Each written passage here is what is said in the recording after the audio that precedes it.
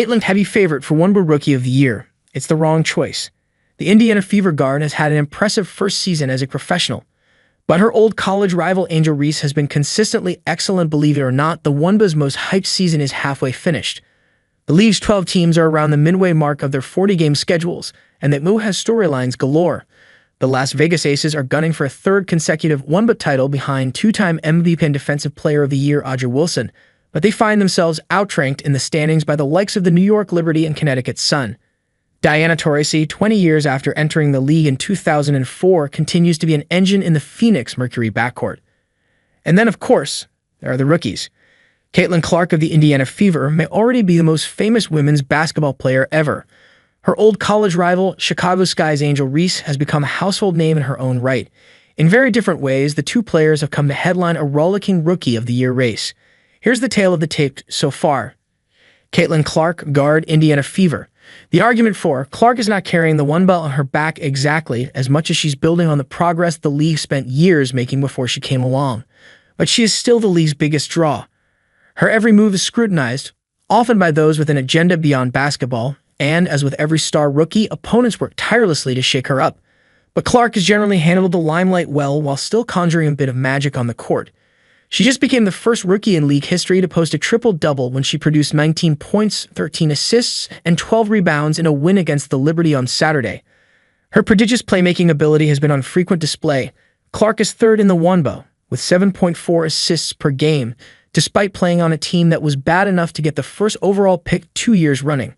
She'll only get better from here, so her case for Rookie of the Year should get stronger as the season winds on. The argument against Clark hasn't been that good.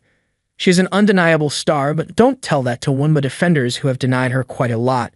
Her 39.3 shooting percentage is significantly worse than her career average 46.2% in 4 record-setting seasons at Iowa. In the 4 games before Saturday's sparkling triple-double, Clark shot an ugly 33% from the field and turned the ball over nearly 6 times a game. That's been a recurring problem. Clark's 122 turnovers through Saturday are well ahead of any other player. Perhaps Rookie of the Year honors should go to a player who doesn't so frequently give the ball to the other team, or at least one who has more made field goals per game than she has committed turnovers. For now, Clark does not, averaging 4.9 made shots from the field and 5.5 giveaways. Angel Reese, forward, Chicago Sky. The argument for it's simple. Reese has been the best rookie in the WNBA up to this point in the season. The 6'3" and forward has been utterly dominant as a rebounder, or calling card going back to a decorated college career at Maryland and LSU. Reese's 21.3 total rebounding percentage through Saturday is the best in the entire league among regular rotation players. She is a disruptive force in the middle of the Chicago defense, and she manages to score plenty of points too, as demonstrated by an ongoing streak of 13 double-doubles. That streak isn't just a rookie record, but a record for the whole history of the WNBA. Not bad for a first-year player. Reese has done it all while dealing with her own media circus and intense public focus on everything she says and does.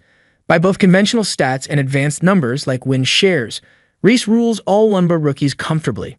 The argument against, it's not a very good one at this point. Reese should be the frontrunner, even though betting markets are only slowly warming up to the idea of someone other than Clark winning the award. But if you want to play devil's advocate, Reese adds almost no value as a perimeter shooter and is not a polished finisher around the basket. Her rebounding totals, excellent as they are, have long been inflated by Reese's many opportunities to collect her own misses around the basket. She had plenty such chances at LSU, where she shot 47.1% from the field in her senior season. She has had plenty more with the Sky, where she has shot 41%.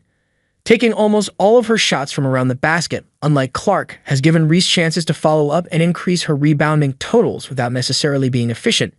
Clark doesn't get the same stat-padding opportunities around the rim and has less margin for error in her pursuit of efficiency, so perhaps the Fever guard should get some extra leeway in evaluating her early stat lines.